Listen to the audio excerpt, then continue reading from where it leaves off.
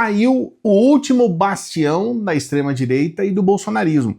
O Eduardo Bolsonaro vivia dizendo que o Marco Rubio ele vai arrebentar com tudo, pode chegar até o Trump, mas não vai nunca chegar até o Marco Rubio. E aí a gente tem essa imagem, que é uma imagem espetacular, que é o Mauro Vieira, que é o responsável aqui pelas relações exteriores do nosso país, nesse cumprimento com o Marco Rubio, que é um sinal de que eles estão conversando até de maneira até constante, né?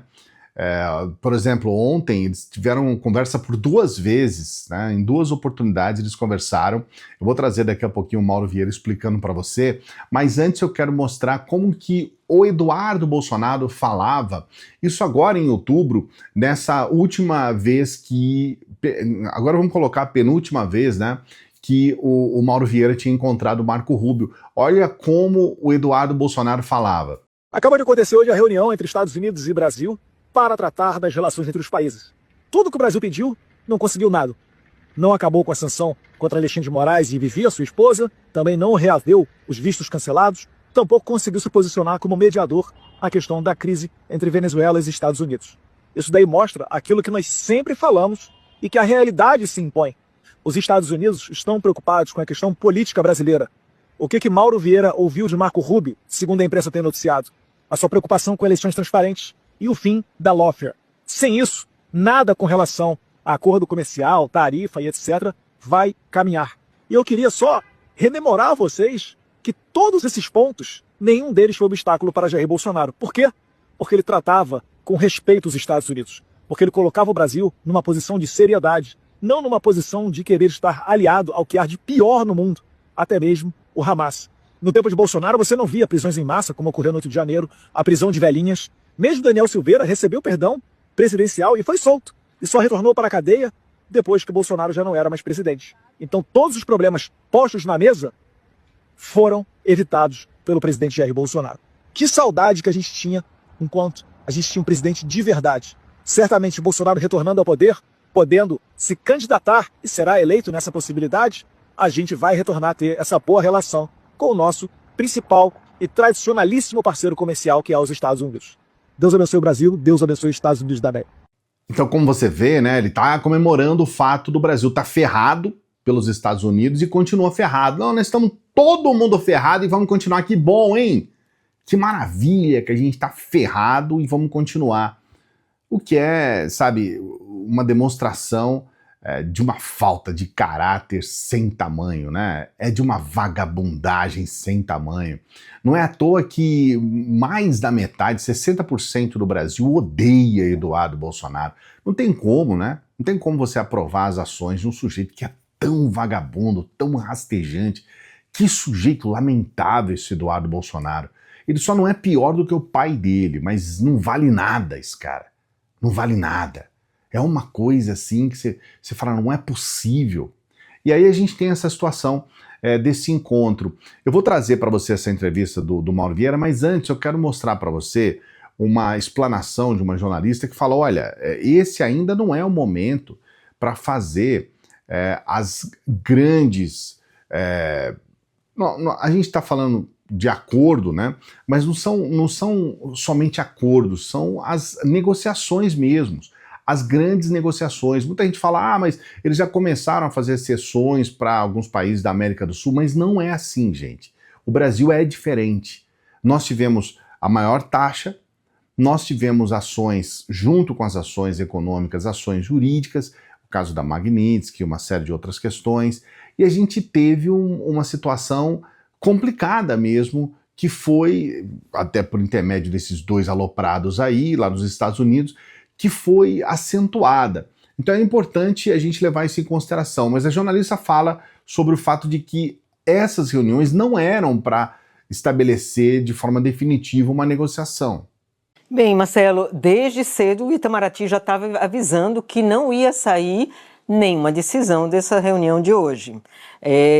Como o Mauro Vieira fez questão de frisar e repetir, é um encontro entre 2 chanceleres, o encontro é político, As tarifas e os anúncios de redução, elas virão a partir destes acordos técnicos a serem estabelecidos nesses encontros. Ele citou esse encontro do último dia 4 de novembro, que teria dissecado aí as tarifas e a convergência, a necessidade de convergência aí dos dois países. Agora, ao chamar a atenção para o caráter mais político desse encontro, eu concordo com a Ana que, na verdade, o que ele está dizendo é que trata-se de um pacote, que não é só tarifa, tem todas essas medidas retaliatórias do governo americano contra o Brasil, esse mapa do caminho que ele coloca, na verdade, é tudo junto e misturado, né? As tarifas, a retaliação é aquilo que se espera daqui para frente na relação entre os dois países.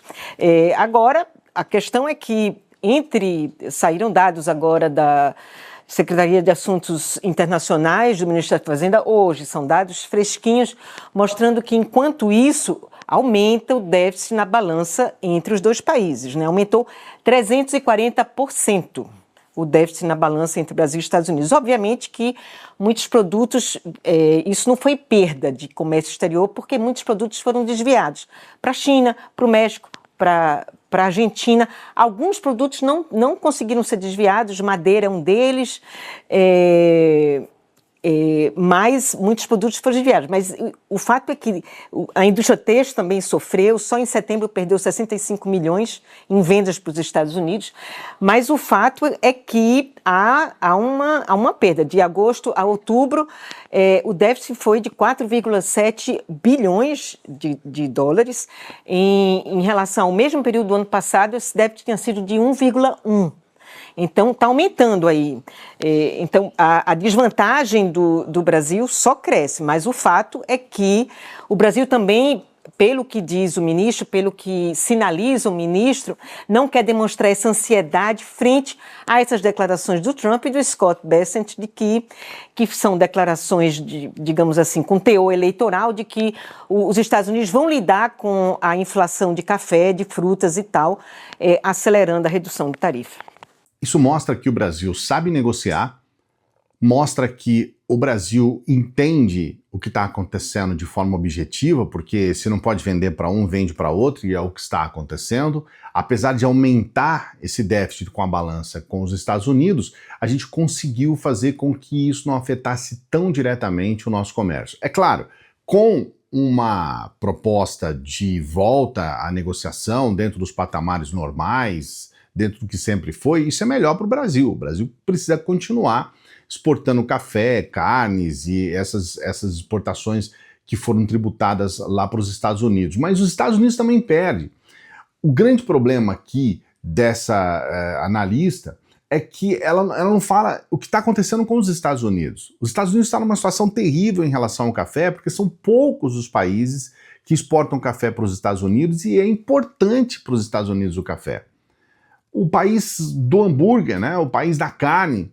A carne que a gente exporta para os Estados Unidos, ela é muito utilizada em hambúrgueres. Imagina você ver o preço exorbitante lá nos Estados Unidos de um alimento que é base da alimentação deles.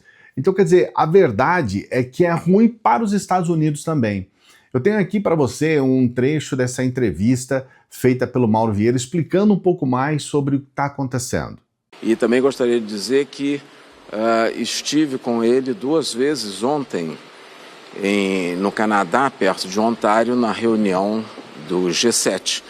Em dois intervalos das reuniões, tivemos ocasião de discutir e, inclusive, eu acho que ele mostrou o interesse dele, do governo e dos Estados Unidos em ter uma boa relação e resolver as questões com o Brasil. Marcamos, nessa ocasião de ontem, esse encontro hoje, que ainda não tinha sido marcado, e neles nós discutimos todos os temas dessa relação bilateral. Nesse momento, eu disse a ele que as conversas já eram frequentes desde o mês de fevereiro ou março e que recentemente, no dia 4 de novembro, houve uma reunião virtual, uma reunião por videoconferência e no nível técnico, um alto nível técnico, em que representantes do Ministério das Relações Exteriores, Ministério da Fazenda e do Ministério da Indústria e Comércio,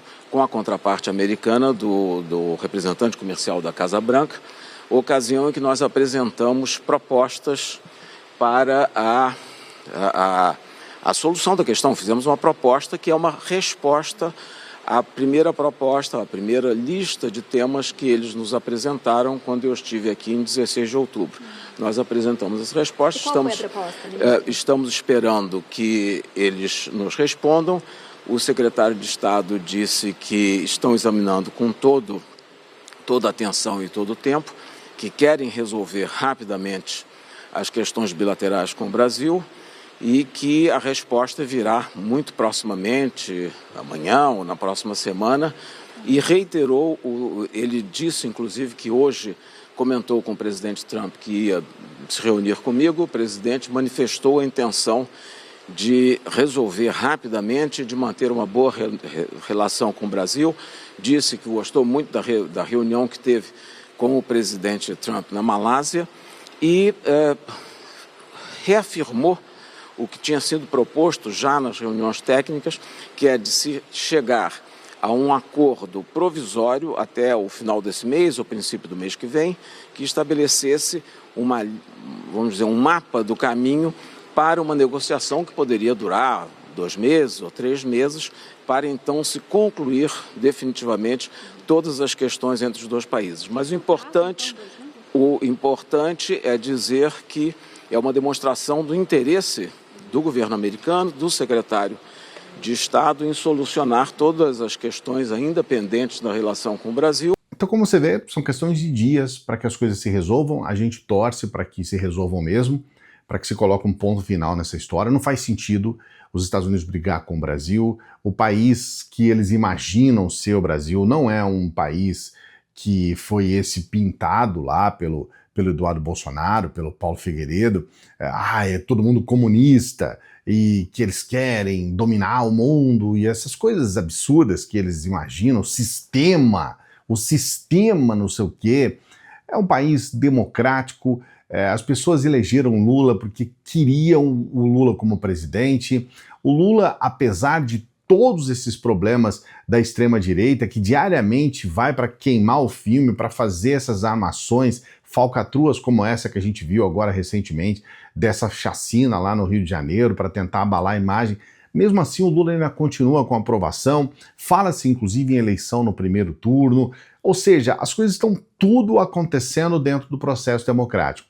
E em meio a tudo isso, a gente tem o Eduardo Bolsonaro gravando um vídeo tristonho, quase chorando, porque as pessoas estão pressionando o pai dele.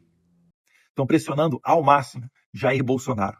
Ele está debaixo de muita pressão. Porque o jogo é o seguinte: você apoia, né, Bolsonaro, esse candidato daqui, e a gente, por outro lado, te promete dar uma vida boa no presídio. Inclusive, né, já teve até matéria de jornal mostrando a cela de Bolsonaro. Tudo para pressionar o Jair Bolsonaro. Nada disso daí, gente, é sem propósito. Por exemplo, Cláudio Castro também pediu com urgência para encontrar o Jair Bolsonaro. Olha como é que é uma praxe fazer esse tipo de pedido, né, colocar a urgência, né, no ofício que é enviado ao Dom Pedro III. Então não se engane, está tudo sendo feito e confabulado para tentar extrair de Bolsonaro um apoio a um candidato que é aquele preferido pelo establishment. E aí eu te pergunto, será que sou eu, camisa 10 do Lula? Ou será que todas essas prostitutas que estão aí querendo criar essa narrativa de dando porrada em mim e falando que o Bolsonaro é a favor desse ou daquele candidato, mas ninguém da família? Será que esses daí não são os camisas 10 do Alexandre de Moraes? Pensem nisso. Uma coisa curiosa nesse vídeo é que ele sentiu mesmo, né? Porque as pessoas falam, você é o camisa 10, né? Você é o craque, porque você fez com que o Lula tivesse uma retomada da popularidade dele, e você fez com que o Lula pudesse mostrar para o Brasil um pouco mais do trabalho dele. E aí ele sentiu isso, né? Porque as pessoas falaram, ele começou a xingar o governador do Mato Grosso, porque, o governador falou que ele era estúpido, que ele fez um monte de besteira. Ele começou a xingar, é um governador de direita, né? É um governador bolsonarista, ele começou a xingar, os bolsonaristas começaram a atacar, e aí tem um contra-ataque, ou seja, eles estão muito perdidos, Eu espero que continuem assim, porque com isso eles acabam se expondo e mostrando realmente a face que eles têm, que é essa face anti-país, anti-povo, anti-Brasil. E aí, com isso, a gente consegue colocar um pouco de normalidade depois desse caos provocado pela extrema-direita brasileira. Coloca aqui nos comentários o que você acha. Eu gostaria muito de saber qual é o seu pensamento a respeito dessas coisas todas que estão acontecendo e do final feliz nessa história toda em relação a esse problema todo criado pelo Eduardo Bolsonaro, pelo Bolsonaro, né? Porque ele tá lá amando do próprio Bolsonaro. Coloca aqui, não se esqueça de dar o like no vídeo. Seu like é muito importante. Se inscreva no canal, faça a sua inscrição. Por favor, faça a sua inscrição aqui no canal. Tá aqui embaixo, não custa nada, é de graça. Faça a sua inscrição. Aproveite essa oportunidade da renda extra. Nós temos essa oportunidade para você apenas no dia que você quiser, né? Apenas com o seu celular você pode trabalhar na hora que você quiser, no tempo que você quiser, e você pode ter essa renda extra, quem sabe mudar o seu final de ano. Já estamos no final do ano, né? E você pode ter ainda nesse final de ano um dinheirinho a mais para você comprar um presente para você, para sua família, fazer uma viaginha. R$300 todo mês, R$500, R$1.000 todo mês, apenas trabalhando com o seu celular. Vale a pena, muita gente tem... É um trabalho, tá? Você tem que se dedicar ali um período, mas você consegue um resultado. Então aproveite essa oportunidade, entra aqui no primeiro comentário, tá lá o primeiro comentário, tem um link, tá lá, renda extra e tem um link na frente. É só você clicar lá nesse link. Primeiro comentário, clica lá no link e aí você vai direto pro WhatsApp. Eu mesmo converso, eu mesmo explico tudo para você, tá bom? E a gente também pede para as pessoas que chegam no final dos vídeos para que ajude o nosso trabalho. Seja um membro aqui do canal. Seja um apoiador, uma apoiadora do nosso Apoia-se. Isso é muito importante para o nosso trabalho. Avalie essa possibilidade, tá bom? E é claro, você pode nos ajudar com qualquer valor pelo Pix. Tá aqui o nosso endereço de Pix. Esse aqui é o nosso QR Code. E aqui vale lembrar você não é obrigado a nada, tá? É só se você puder e se você quiser. Eu quero continuar trabalhando para você. Eu tô aqui todos os dias. De domingo a domingo, eu quero continuar trabalhando para você. E se você puder, dê essa força pra gente. Bom final de semana. Daqui a pouquinho a gente volta. Salve, progressistas! Eu sou o Clayson. Se você gostou desse vídeo, você também vai gostar desse vídeo aqui, ó.